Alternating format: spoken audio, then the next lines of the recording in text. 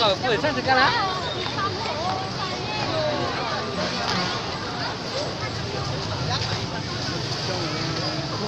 đi, bữa thằng làm đi, bữa thằng làm cái gì ngày hôm nay vậy?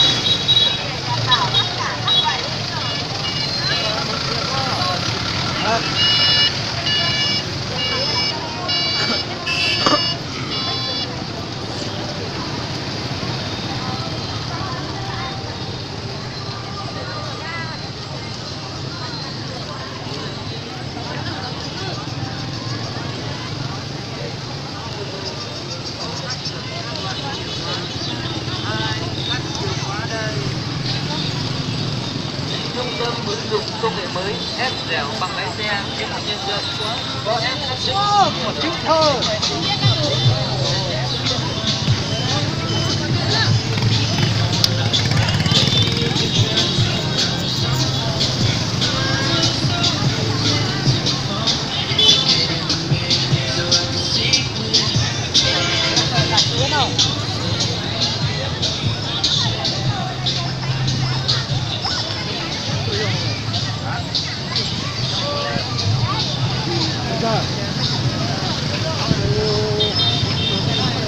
Lên dưới đây.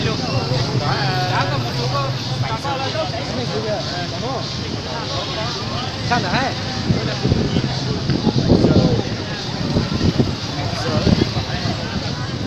Nằm ở trường, nó thằng mua ăn có gì chơi luôn.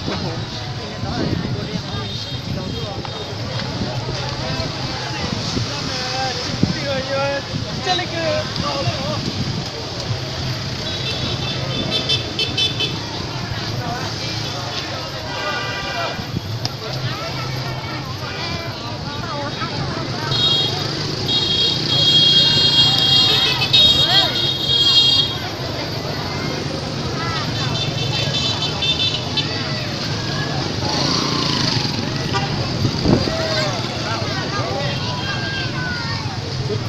chơi gì mà nó phải được.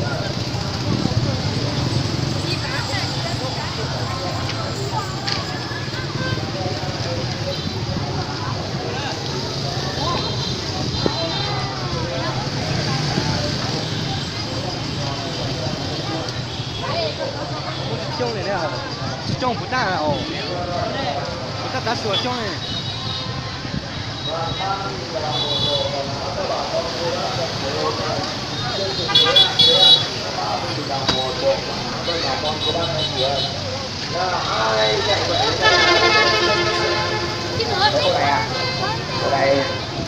Bộ này số 8 rộng quá không mặc vừa.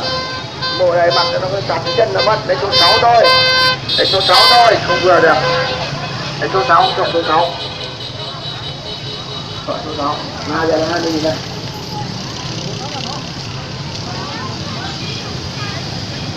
Chương trình khuyến mại đặc biệt trong ngày hôm nay có 30.000 đồng một bộ là 30.000 đồng. Nào 30.000 đồng một bộ nào, một bộ là 30.000 đồng. Công ty đang xả thực rẻ thực mạnh luôn, đóng nốt cho hết để đi về.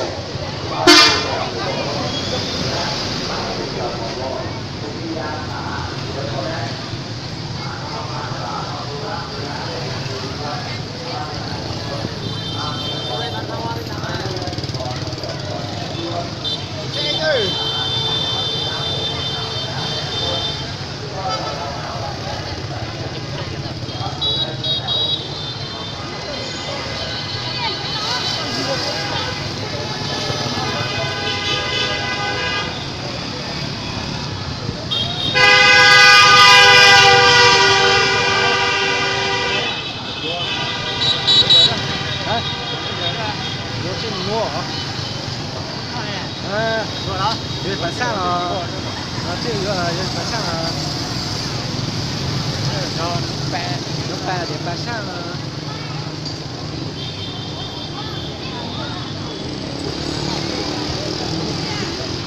hả? Tôi đúng vào quả lói.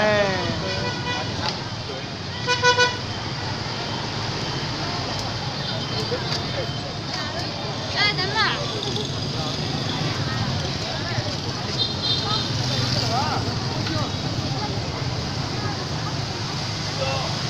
Nhớ chưa? Dạ, dạ, bán kilo chứ. Mà tại đây chứ.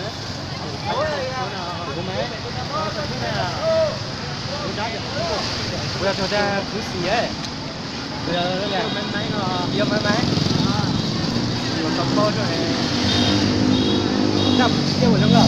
Hả? Kia một lưng rồi. Đúng không? Hả? Còn đấy à.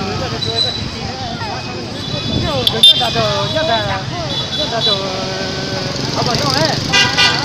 Ủa, còn người ta cũng còn là còn lâu ấy.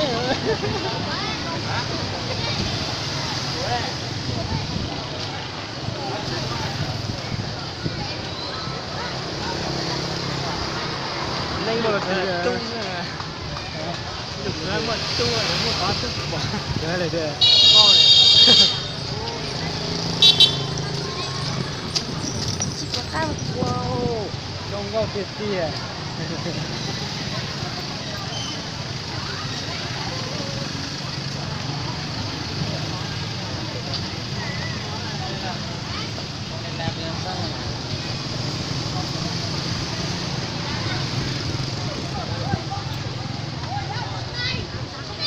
Xe đi em ơi. Không à? Hả?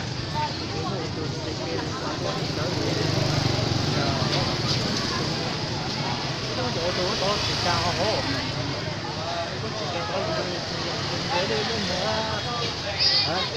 Có chỉ cái đó lên dưới nước mua đó là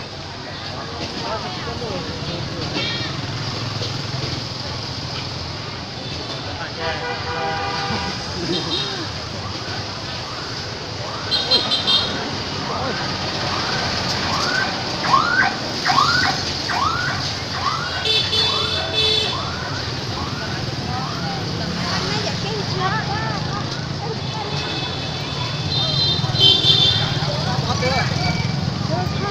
Quay.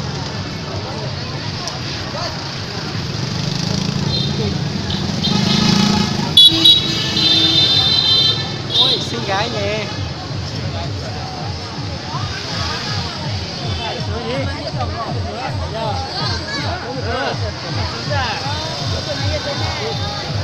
Biết tuần, tại vì biết tuần nào biết tuần.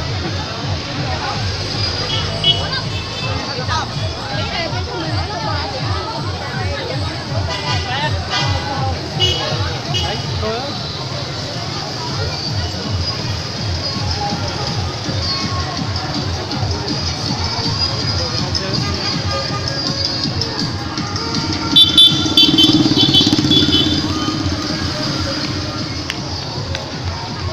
Đây một giờ. Ô, rẻ thế quá.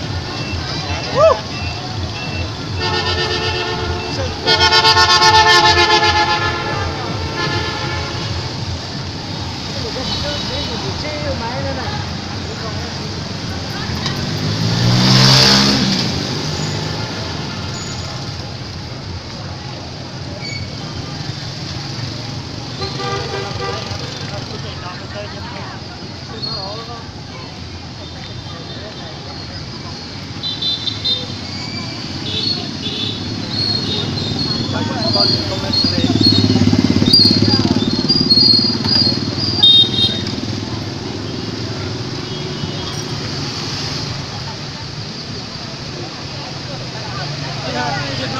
À, thế đó.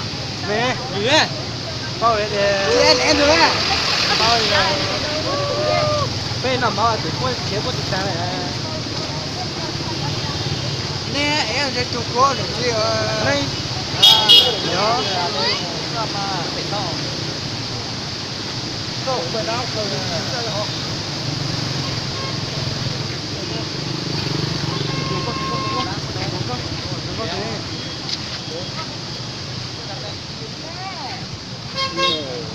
xây dựng trong linh mạng Thế thì đã quay tiền.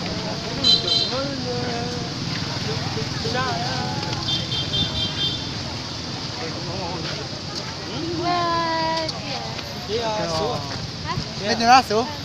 giá xong à giá xong à đây mà tao một chế Bé mở. Thì tao nó mau rồi. thì Thì ta được biết thải em đó. chứ sáng cha đi làm cho biết luôn hay luôn Thế là ta biết lâu ta làm được cái thảo. là cái sắp Ai liu quá nè, liu quá nè. Lù quá đến từ nhá. cái chiếc phụ tụi nó hồi trái Liu nè. Sao này này chứ? đi hồi trái sao phụ đi cái mày bây giờ nhớ cho bây giờ mày Em mang nè. ô chả chân chạy mà đi sáu chân chạy bây giờ chúng nó chưa đi một chưa Ba tại mà nhà bây giờ là mà. Cái này ở nhất chỉ tập cái hả? lúc tháo cái bùi tao có chưa Sao mà tan này thì tan đi sắp thảo rồi. ya Có hành này tại nhất chỉ nhất tập cái hết mà. mà tan này sẽ tan tan Nhà tại nhất chỉ tập cái tức là gì á? nhà mình cũng đang nói rồi Mình nhanh nữa. nên nhà tôi gì đấy Ai thì em buồn lù quá nè. ô có chụp quê chỉnh khai làm biển chia thế nào này lấy tờ chi lấy tờ chúng tôi cái gì kỳ rồi yêu tụi nuôi đi à Rồi giờ quay thế nào mới xuống à hay là chơi từ qua rồi? chơi đến qua rồi ô nó ship bị cái này mẹ đâu trên hết giờ đến đây chỉ xa cha nó đến đây ship rồi phải mà tới còn đấy nó xong rồi có rồi có Em vào cái gì đó. bị cái Rồi hả? Cái chỉ xa cha mà là nhớ cái đường về qua ra trả tiền thì chỉ trong cho ta chỉ là chỉ trong thế to gần nhau ai bọn你这我是用的少点钱还早着呢呗中国嘞问题3摸来说ta喜欢啥啥家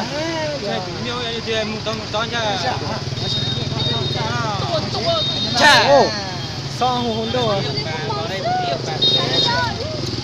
giờ đi cha lặng đi bỏ các sản bỏ tiền nó ta sẽ không mà nhá chó xuống từ từ hả? Biết sao? có lo Cái này biết chuyện này không? đã bây giờ